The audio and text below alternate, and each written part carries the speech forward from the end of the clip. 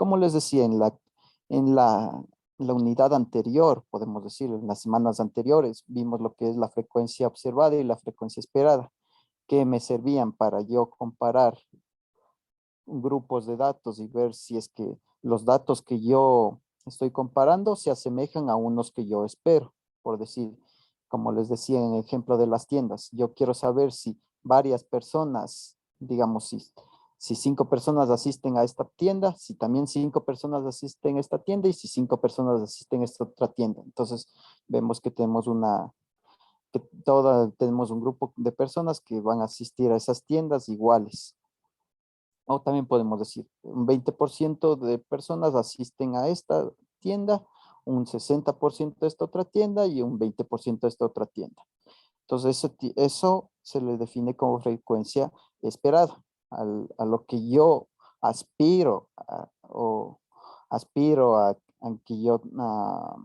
tener como resultado. Ya, bueno, en sí. Y lo que les mencionaba, que en este capítulo se continúa con las pruebas de hipótesis, especial para los datos no paramétricos, enfocado especialmente en estas 5 pruebas, que sin distribución y coeficiente de correlación de los rangos de Spearman. ¿Qué dicen? Las pruebas son la de los signos de la mediana, de los rangos con signos de Wilkinson, de la suma de los rangos con Wilkinson y el análisis de la varianza por rangos de Kruskal-Walsh. Como les explicaba, en esta clase vamos a enfocarnos a lo que son la prueba de los signos. Ya para la siguiente clase vamos a ver los demás métodos, que son bastante similares a este. Por eso, una vez que ya le entiendan completamente los demás solo se aplica un poco del conocimiento de esto y lo que hemos venido aplicando anteriormente, pruebas de hipótesis de 5 pasos. Es decir, encontrar el valor crítico, usar el estadístico de prueba, el valor calculado y dependiendo de esos, vemos si rechazamos o no rechazamos la hipótesis nula. Ya, en sí, entonces ahora sí vamos con lo que viene siendo las pruebas de los signos. Como les explicaba, este enunciado de aquí lo resume bastante bien, que se utiliza la prueba de signos para comparar dos poblaciones independientes.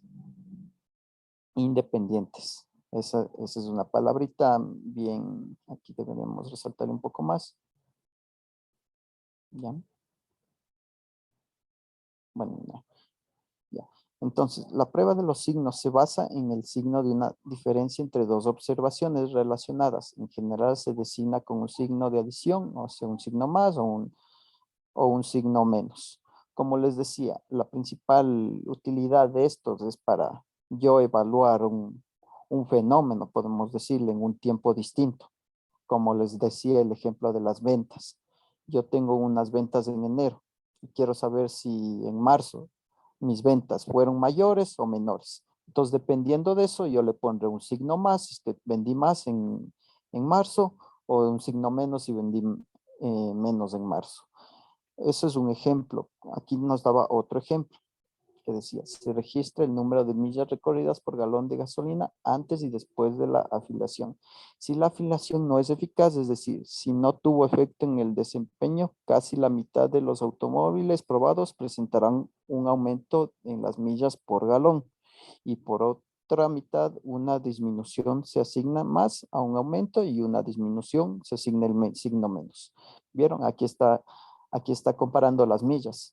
Es decir, si se ocupa este tipo de gasolina, entonces me va a marcar más millas o me va a marcar menos millas en el kilometraje de estos vehículos. Ya vieron, no es solo para ventas, como yo les mencioné. Aquí está, pero sí tienen algo en común, que es para comparar un fenómeno en un tiempo dado, por decir, un tiempo actual, tiempo futuro. Ya. Aquí tenemos otro ejemplo. Mediante un experimento sobre la preferencia de un producto se ilustra otro uso de la prueba de los signos. Tasty Choice vende 2 tipos de cafés descafeinados y regular. Entonces, aquí estamos ya comparando. Café descafeinado y regular. Su departamento de investigación de mercado quiere determinar si los bebedores de café lo prefieren descafeinado o regular. Entonces, aquí está. Con esto ya defino la hipótesis nula. Para saberlo, les dan 2 tazas con ambos tipos de de esa bebida y sin ninguna marca que distinga una de la otra. Y a cada una se le pregunta cuál prefiere. La preferencia por café descafeinado se codifica con el signo más y la preferencia con el regular con signo menos. Bien, aquí está diciendo si le gusta más el café descafeinado o el regular. Entonces, para el descafeinado dice un más y para el regular un menos. Aquí no está evaluando tiempos, pero también está haciendo comparaciones, que es que en sí eso se basa la regla de los signos. ¿Ya? Entonces vamos más acá abajo, ya leímos, veamos aquí un nivel ordinario de vida, no, nada más. Ya, bueno, ya. Ahora determinemos con este ejemplo de acá para que quede un poco más claro. Es más, este sí ya lo vamos a desarrollar ya en Excel para que entiendan ustedes cómo deben eh, desarrollar este tipo de ejercicios. ¿Y qué dice? El director de sistemas de informática de Samuels Chemical recomienda implementar un programa de capacitación para gente en la planta. El objetivo es aumentar los conocimientos de computación de los departamentos de nómina, contabilidad y producción. Entonces, quiere aumentar los conocimientos de estos departamentos. Ya. Bajamos un poco más. Se selecciona de forma aleatoria una muestra de 15 gerentes de los 3 departamentos. Un panel de expertos clasificó a cada uno de acuerdo con sus conocimientos en computación. Se calificaron como sobresalientes, excelentes, buenos, regulares o deficientes. Ya. Como muestra aquí en la tabla, dice. Después del programa de capacitación de 3 meses, el mismo panel de expertos en sistemas de informática calificó a cada gerente una vez más. Ambas calificaciones, antes y después. Aquí están las calificaciones de antes, las calificaciones de después. Aparecen con el signo de una diferencia. Un signo más indica que hubo una mejora y un signo menos que la competencia del gerente con las bases de datos declinó después de es decir, que no, que no entendió que no entendió las clases, podemos decir, y que incluso quedó con más dudas, ¿ya? Entonces aquí tenemos las personas a las que se les evaluaron y como decía, sus conocimientos actuales son estas, que tiene conocimientos buenos, Sweets Kentin tiene regulares, James excelentes, Tad deficientes, Andy excelentes, Sara buenos y así, etcétera, etcétera. Esto es antes de efectuar la evaluación que dijo que explicaban en el enunciado. Entonces, después de que ya hizo la evaluación, los nuevos conocimientos de estas personas de TJ es extraordinaria. De Sue, excelente. De James es buena. De Tad es buena. De Andy, bueno, antes era excelente y después siguió siendo excelente. Es decir, esta persona no cambió. De Sara es extraordinaria y así, etcétera, etcétera.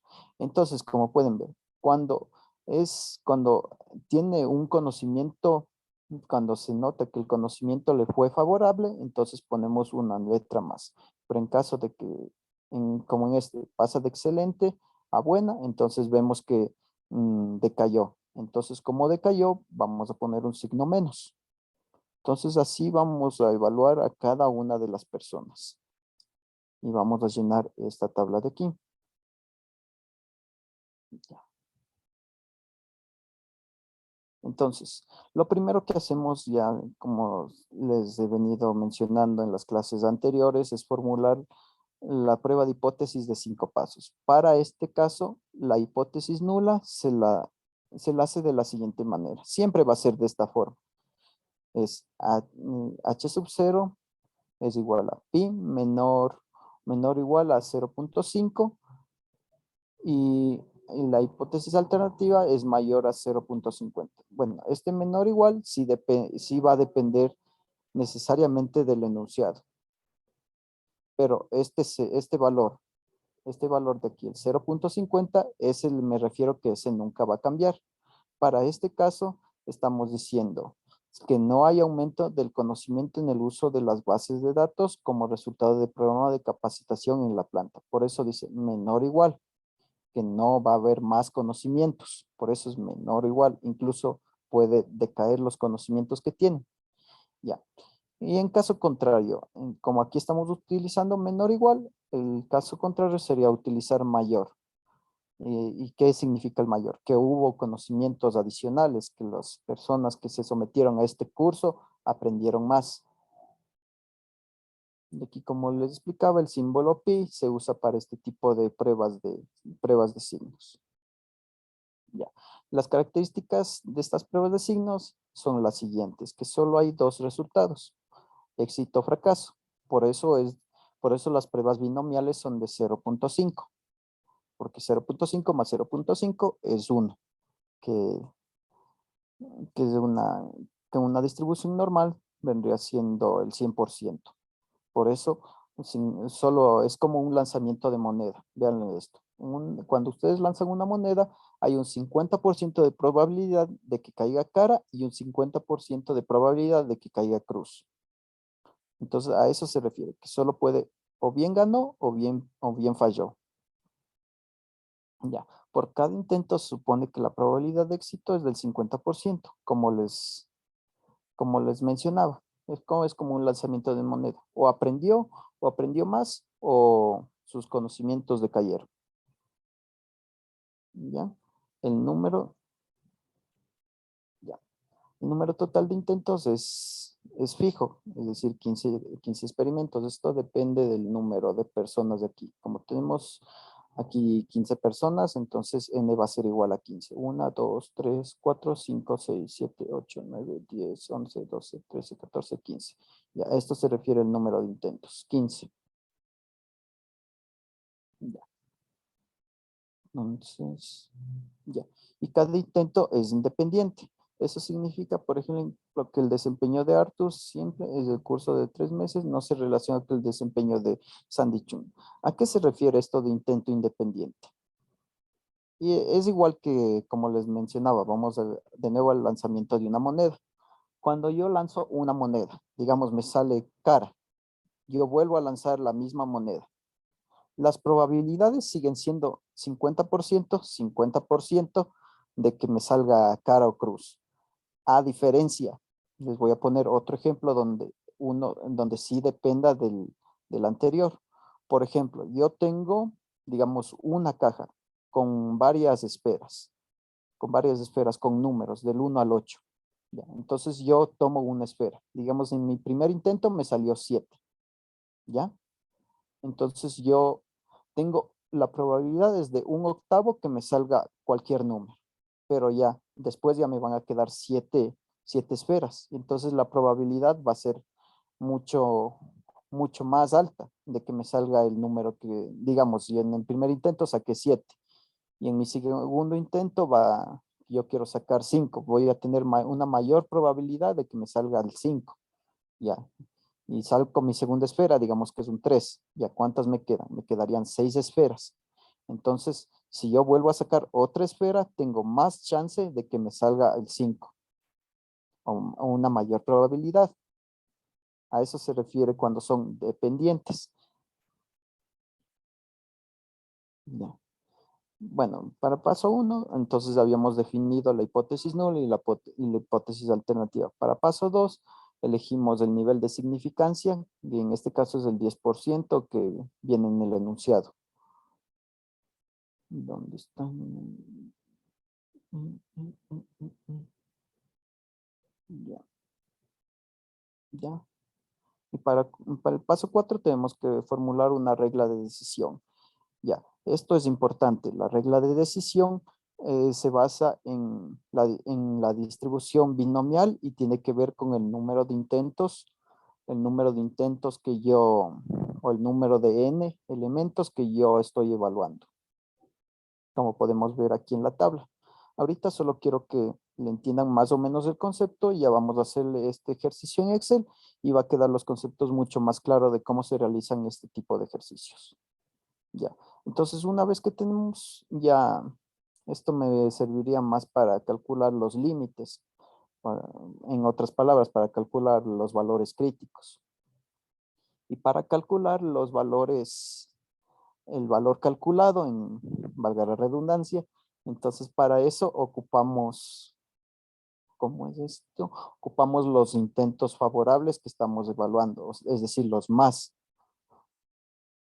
Para este caso, para otros casos, ustedes pueden ocupar el signo menos en caso de que estén evaluando. Todo depende de cómo ustedes planteen la hipótesis alternativa. Y en base a eso les ubicamos aquí en una recta. Y por último, decidimos si rechazamos o no rechazamos la hipótesis nula. Ya, como les decía.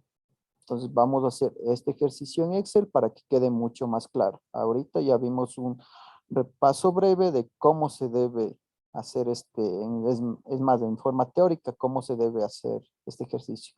Ahora ya vamos a lo que viene siendo la parte práctica. Primero, tenemos aquí. Ustedes siempre tienen que fijarse en eso. Aquí tengo yo un caso que debo eliminar. ¿Por qué debo eliminar? Porque no hubo ningún cambio. Aquí es excelente y siguió siendo excelente. Como vimos en las pruebas, cuando yo lanzo una moneda, no, un tiempo después, no, está un ejemplo distinto. Cuando yo mejor dicho, aquí solo tienen que eliminarle cuando sean iguales, porque esto no nos va a servir para el análisis que estamos planteando. Así que cuando ustedes vean, por ejemplo, aquí está utilizando palabras, pero yo incluso podría utilizar números, digamos. Antes yo saqué 20 y después yo saqué 20. Entonces, esto no me va a servir yo para el análisis, porque aquí veo que no hubo ningún cambio. Y lo que hace esta,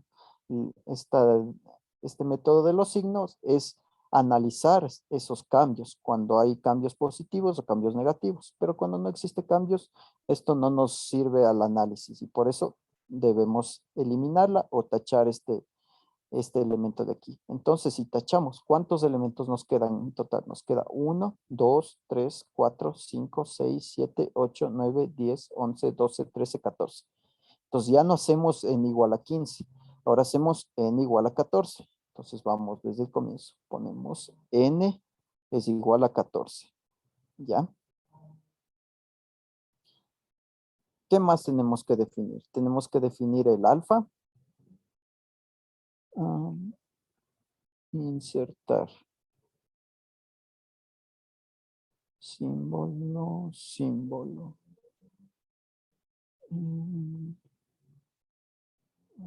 Aquí está. Ya. Que en este caso era 0.10. Ya. Tenemos que definir también los casos favorables. Ya. Y los casos no favorables, es decir, los menos. Ya. Entonces aquí vamos a ponerle una tablita.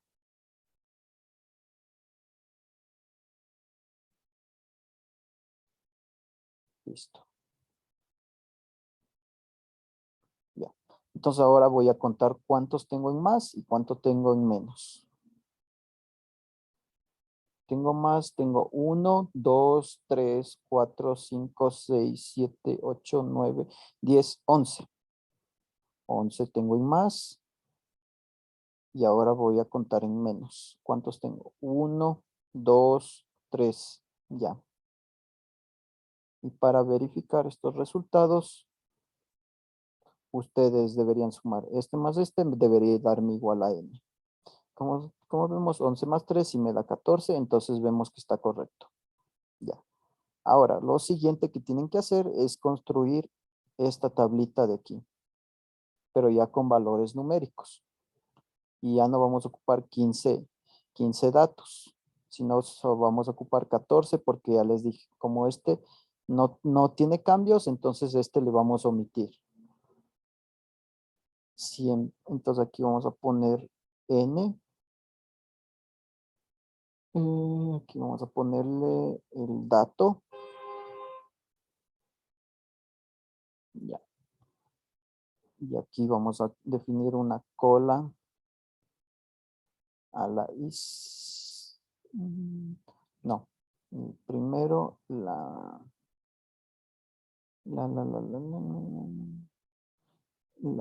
dato, aquí le ponemos así mejor, para que se entienda mejor. La probabilidad, el dato, pero en probabilidad, por eso le pongo así. ¿Ya? Bueno, estos datos acá vamos a ir llenando después. Entonces, ya. ¿Cuántos elementos tengo? Tengo 14. Cuando ustedes construyan esta tabla, siempre tienen que hacerlo desde 0 hasta este número de aquí. Es decir, hasta 14. O hasta el n que ustedes tengan. ¿Ya?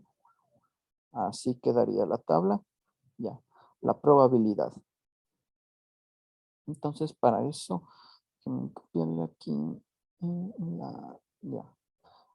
Como les explicaba, esto es para resolver este tipo de problemas, vamos a ocupar la distribución binomial. Entonces, para eso, estamos ocupando Excel para que se nos facilite estos cálculos y no hacerlos a mano. Entonces, tenemos la distribución binomial en base a n, porque n es el número de elementos. Entonces, ¿qué tenemos aquí? El número de éxitos, ¿a qué se refiere? Se refiere a este numerito n de acá, punto y coma. El ensayo se refiere al tamaño de la muestra, es decir, 14. Ya. Probabilidad de éxito se refiere a cuál es lo que pusieron ustedes en la hipótesis nula. ¿Cuál es la probabilidad de que yo tengo de lanzar una moneda? 50%. Entonces eso le pongo 0.5. Y la acumulada le ponen en 0 porque yo no quiero que se vayan acumulando estos datos. ¿Ya? Y nos da este valor de aquí, que es 6,10 elevado a la menos 5. 10 a la menos 5. Entonces es más o menos como un 0,0000 y seguido de este número. Solo que aquí no incluye tantos ceros y lo resume de esta forma. ¿Ya? Entonces una vez que tenemos esto, que les vuelvo a repetir, el número de éxitos se refiere al n. El ensayo se refiere al tamaño de la muestra. La probabilidad de éxito, lo que definimos en la hipótesis nula, el 0.5. Y este 0 me sirve para yo acumular los valores. Siempre le tienen que poner en 0 para este tipo de casos. ¿Ya? Entonces aquí lo que tienen que hacer es deslizar. ¿Ya? Lo siguiente, para verificar si todo esto está correcto, deben hacer una sumatoria. La sumatoria de todo esto, les digo, como esto es una distribución binomial, debe ser igual a 1. Entonces, es lo que vamos a hacer. Suma todos estos valores de aquí. ¿Ya? ¿Y vieron? Da 1. Entonces, está correcto. Esto me sirve para verificar, como les decía. ¿Ya? Entonces, ya tenemos los datos en base a su probabilidad. Aquí vamos a hacer un cuadrito. Ya. Ahora sí, vamos a ocupar estas dos rejillas de acá. Cuando sea una cola a la izquierda. Y una cola a la derecha. Ya.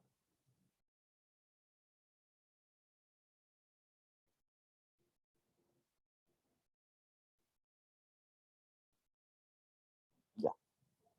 Entonces ya. Esto me va a servir para cuando mi ejercicio sea de una cola abierta a la izquierda o una cola a la derecha. Cuando sea de dos colas, voy a ocupar yo ambas columnas. ¿Ya? ¿Y cómo sé si es una cola a la izquierda o a la derecha? Entonces vamos de nuevo a la hipótesis. ¿Qué nos decía la hipótesis?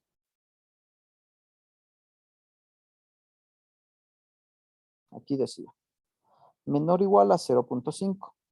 Pero para definir la cola, siempre acuérdense que eso me baso en la hipótesis alternativa. ¿Hacia dónde está apuntando? Está apuntando hacia la derecha, entonces tiene una cola a la derecha. Si estuviera a la izquierda, tuviera una cola a la izquierda. Si aquí fuera mayor o diferente, fuera de dos colas. Siempre enfocándose en la hipótesis alternativa. Entonces aquí como vemos que está a la derecha, entonces es una cola a la derecha. Este de aquí no vamos a ocupar. Entonces vamos a ponerle así. Ya.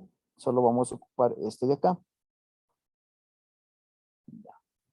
Entonces para eso, cuando es una cola a la derecha, ustedes tienen que ir acumulando estas probabilidades de forma ascendente.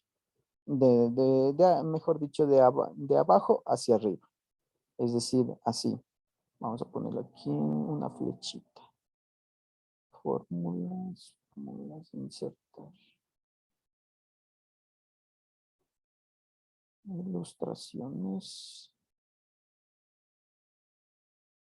Ya.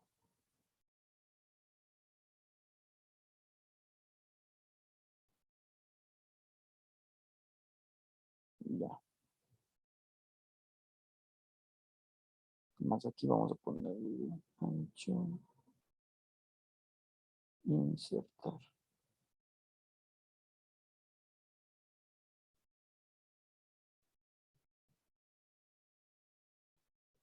Ya. Ya. Cuando es una. Ya. Entonces aquí está. Cuando mi cola es a la izquierda, yo voy a ir llenando los datos de arriba hacia abajo. Cuando mi cola es a la derecha, voy a ir llenando mis datos de abajo hacia arriba. Ya. ¿Y cómo lleno mis datos? Entonces solo voy acumulando, como les mencionaba. Entonces aquí pongo el valor actual. Ya. El siguiente valor va a ser igual al valor anterior. Valor anterior más el valor actual. ¿Ya? Y el siguiente valor va a ser mi valor anterior más mi valor actual. ¿Ya? Entonces así tienen que ustedes ir llenando hasta que ven que es 1. Si les da 1, está correcto. Si les da aquí algún otro número, eso quiere decir que hubo alguna falla en alguno de estos números. Ya. Entonces, esto yo lo estoy haciendo para definir lo que viene siendo mi punto crítico. ¿Ya? Y aquí, veo cuánto era mi alfa. Creo que hay un error. ¿Cuánto le definimos en el alfa? No, sí, 0.10. Ya, no hay error. ¿Sí? Ya. Entonces aquí tenemos el alfa, tenemos que es 0.10. Entonces, con ese alfa me va a servir para yo ubicar el valor crítico. Entonces, ¿qué valor se asemeja a 0.10? Este no, porque tiene 0, es como les decía, es 0,0000 este número. Este no se parece al 0.10, este tampoco, se aproxima bastante y este se pasó. Entonces, si ya se pasó, entonces vamos a elegir el valor anterior. Entonces, este es mi punto crítico. Vamos a ponerlo en otro color. Ya. Este es mi valor crítico, que es el que más se asemeja a 0.10. Eso les repito. Para este caso era 0.1, pero aquí el siguiente valor es 0.2, ya se pasó, entonces ese no es. Siempre va a ser, si ya se pasa, toman el valor anterior. ¿Ya? Entonces, aquí está. Ya listo. Entonces, toda esta sección de aquí va a ser, vamos aquí a combinar, va a ser mi sección de rechazo. H sub 0. Ya. Entonces, si mi valor cae aquí, es más, si cae aquí, en toda esta sección de acá, yo rechazo la hipótesis nula. Caso contrario, si mi valor cae en esta sección de acá, yo no rechazo la hipótesis nula. Ya. Ahorita determinamos lo que viene siendo el valor crítico. Ahora, ¿cómo determino yo el valor calculado? Para eso me voy yo al número de intentos positivos. 11 tengo. Entonces, y voy contando desde el primer elemento. 1, 2, 3, 4, 5, 6, 7, 8, 9, 10, 11. Entonces, aquí se encuentra mi P, mi P calculado. Como ven, no es complicado estos ejercicios. Ya. Entonces cayó en esta sección de acá. Entonces, esta sección de acá dijimos que si cae en cualquiera de estos renglones de aquí, en estas filas de acá, entonces yo lo que tengo que hacer es rechazar la hipótesis nula. ¿Ya? Y con eso entonces ya terminaríamos el ejercicio. Mi conclusión sería que yo rechazo la hipótesis nula porque mi valor calculado cayó acá. ¿Cómo yo determino el valor calculado? Con el número positivo. Y voy contando desde 0 hasta 11 espacios. Recuerden que el 0 también cuenta como un espacio aquí, pero solo cuando yo estoy contando. Es decir, 0 este vendría siendo 1, 2, 3, 4, 5, 6, 7, 8, 9, 10, 11. ¿Ya? Y aquí estoy marcando mi valor calculado. Mi valor crítico, como le habíamos definido antes, es el que más se asemeja al 0.1. El que más se asemeja a este, porque este ya se pasa, y como ya se pasa, tomamos el anterior. Listo. Y como podemos ver aquí, tercero.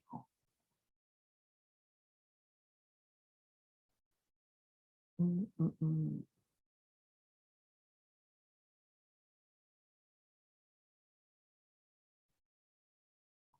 Pero, no,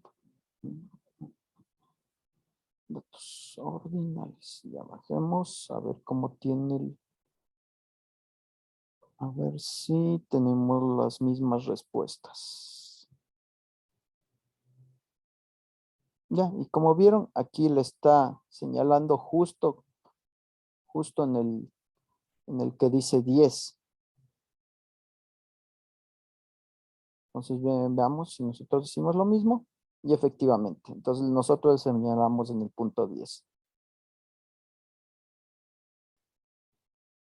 Ya, y más abajo entonces está, aquí está, se concluye de los 14 gerentes del curso de capacitación, 11 aumentaron su competencia para su base de datos. El número 11 está en la regla de rechazo. Se inicia en 10, por tanto se rechaza H sub 0, es lo que les había dicho. Ya. Y como interpretación se concluye que el curso de capacitación de 3 meses fue eficaz porque el conocimiento de los gerentes sobre computación se incrementó, que esas eran las hipótesis que habíamos definido antes.